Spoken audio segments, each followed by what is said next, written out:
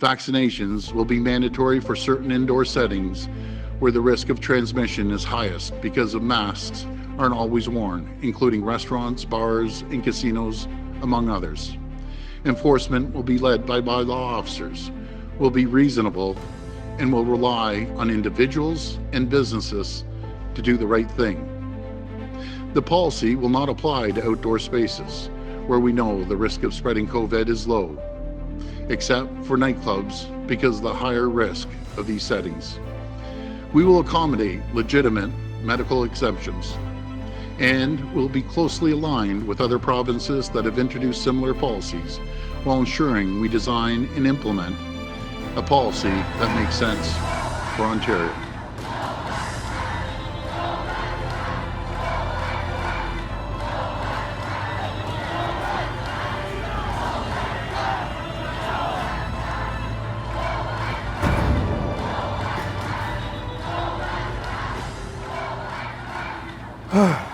So many folks believe people who oppose vaccine passports are anti-vaxxers or COVID deniers. But what if I told you that's just not true? Would you believe me? Before I go any further, welcome to the BG Show. I'm your host, Brandon Gonez. And I need you to do one thing, and that is subscribing to this channel, but also tap that notification bell and follow us on all of our social media. So listen. The conversation around mandatory vaccine passports and vaccine certificates has become extremely toxic and divisive. In the media, the conversation has been framed as those who support vaccine passports are doing so for the greater good of society and to protect society, while people who oppose vaccine passports are labeled as selfish anti-vaxxers who don't believe COVID is real. But I think that characterization is actually false and leaves no room to actually have an open and honest conversation about why people have decided to take the stance they have. So I decided to hit the streets and hear what some people had to say. What do you guys think about the vaccination passports that are coming to Ontario that Doug Ford announced? Is he doing? Yeah, he announced it today. Really? Yeah, vaccine passport coming September 22nd. He was strictly against this, and now he's. My man did a full 180 on your face. You're cool with the vaccination passport system? I'm a little bit torn. I wish people would get vaccinated, stop protesting masks and vaccinations based on politics. Think about the science. In my opinion, if you haven't changed your mind about these things as the science has evolved, you're wrong. If you went into COVID with one opinion and you still hold that opinion, things have changed. So let's all work together, be safe, get as many people as we can vaccinated so that we can all enjoy our freedoms again. Doug Ford announced that we're getting... not woo! Okay, bye. No, hold on. Yeah. She go. I said, when she dropped that, I said, Lord, her eyes might get stuck up there. Ford came out saying we're gonna get a vaccine passport system in Ontario starting September 22nd. So I heard about that, yeah. How do you feel about that? Honestly, it's like a whatever thing to me, like I don't mind. I think that making sure that, we're getting people vaccinated and that we're kind of keeping the populace, I guess, separate, as much as segregation is not a good thing. In this particular case, it is with a virus that's highly contagious. I had COVID-19. It was not fun. It's gonna divide people even more. What would you say to him if you could say something to him? Stick to your word. Keep your promises. Right. Don't change them overnight. If you go and walk the walk, you better talk the talk. Exactly. Ideally, I would never be for it, but it doesn't look like we have much of a choice, so I guess we're all going to be carrying passports. Woo. That dog looked like he was like on a vengeance, eh? Didn't like the idea of vaccine passports. Yeah. She coming back. Yes, girl. She coming back. She come back. Come on. Walk with me. Yes, girl. Stay. Yeah. No disrespect to Mr. Ford. Do you agree with having a vaccine passport? They're implementing these things that mean they're forcing other people to take it, and that's not right. You know, like You give think them the people should option. have a choice? People should have a choice? You should have a choice for your own health. You know, it's up to them if they want to take their health in their own hands. But a passport, this is the world? That's crazy. That's crazy. Now, those were some interesting takes, and I want to come out and just say it and clear the air here. I am not an anti-vaxxer. I'm sure you all know that, but I just want to make sure I put that out there. And in fact, I actually believe people should make their own decision regarding vaccines based on the guidance from their healthcare providers.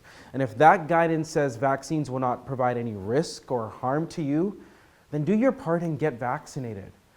But I also understand people's opposition to vaccine passports. I also believe people are nervous, and there are a lot of people who remain on the fence about vaccines for many reasons. These are people who, yes, believe COVID is real, and yes, believe that wearing masks are essential, but yes, they also do still have personal concerns. For some people, it could be the lack of long-term information on the impact to their fertility, or for some people, they might just really distrust the government. And some of those concerns, well, they're justified. I mean, can you really blame, for example, some black people for not wanting to get vaccinated when historically, listen to this, historically, black people were in fact used as guinea pigs to test vaccines for worldwide diseases? Or what about the fact that for many people, the last year and a half of their lives has been torn upside down and everything that was normal no longer is? And now they're being told they might not be able to enter a gym or dine indoors without proof of a paper or a QR code saying they got 2 shots of liquid into their arms. For some people, it's just too much. And if you're extremely religious, it can seem as if we're living in the last days. Seriously. And to be honest, with the constant misinformation that has circulated regarding the vaccines, how can you blame people who are hesitant? For them to be labeled selfish, anti-vaxxers, and COVID deniers for opposing mandatory vaccines is kind of just wrong. Many of these folks are actually just looking for concrete information that our health and government officials have failed to provide. In general, this whole conversation, to be quite honest with you, has been politicized. For example, take Ontario's vaccine passport system, or certificates if you want to call it that. The rules say people will need to be fully vaxxed to dine indoors. But listen to this. The people serving those people indoors are not required under provincial law to be fully vaxxed themselves. How does that make sense? Also, what happens to people who don't own a smartphone? How will a QR code work for them? You know, these are concerns we heard on the streets and from our viewers as well. Just take another listen. Well, there's it seems like a bit of an infringement on rights when you're somewhat forcing people to get the vaccine, saying you can't do this or you can't do that without the vaccine. So it's a very slippery slope when you start forcing passports onto people for something like that. Do you think it's an infringement on people's rights, though? Well, Like to have to show proof of yes, health documents? in some way, yeah, it kind of is. But is it also not an infringement? Like, should you be able to get somebody sick if there's an option to maybe not get them sick? You know what I'm saying? Mm-hmm. Now, on the total opposite of the spectrum, are legit anti-vaxxers and anti-maskers and COVID deniers who actually believe COVID is a hoax and are usually the loudest of the bunch, hijacking the conversation and putting a stain on everybody who even has the slightest objection or concern to what is taking place. Those people make for great TV and viral moments, but they are not reflective of what I like to refer to as the moderate middle, who are people looking for a safe space to get the information they need to feel safe enough to get a vaccine. Yes, folks, the facts are clear. The next wave of COVID will hit the unvaccinated the hardest. But what we need to do is actually have a productive conversation about what people's fears are and why do they have those fears and hesitations before taking away their privileges because they haven't moved at the speed that governments have demanded of them. Rather than demonizing people, I don't know, I just feel like we should try to understand one another. Nobody wants a divided society, but if we keep going down this path, then people who have already been marginalized could potentially end up on the outside, totally abandoned and vulnerable to the ugly underbelly of our society that has nurtured extremist groups on both sides of the political spectrum. I just feel like we have to do better, and I hope we can start by at least having a proper and healthy conversation. And listen, if we can't have that healthy and productive conversation on mainstream media, then I hope we can at least have it here. So let me know your thoughts, your concerns, so we can try to get you the answers you need. Drop those in the comment section right now. And I want to thank you for tuning in and watching our episode today. If you don't know, we do have our special election coverage, and we are having exclusive one-on-one conversations with all the major political leaders. And we just started with Green Party leader Enemy Paul, so make sure to go check out that episode and watch throughout the week.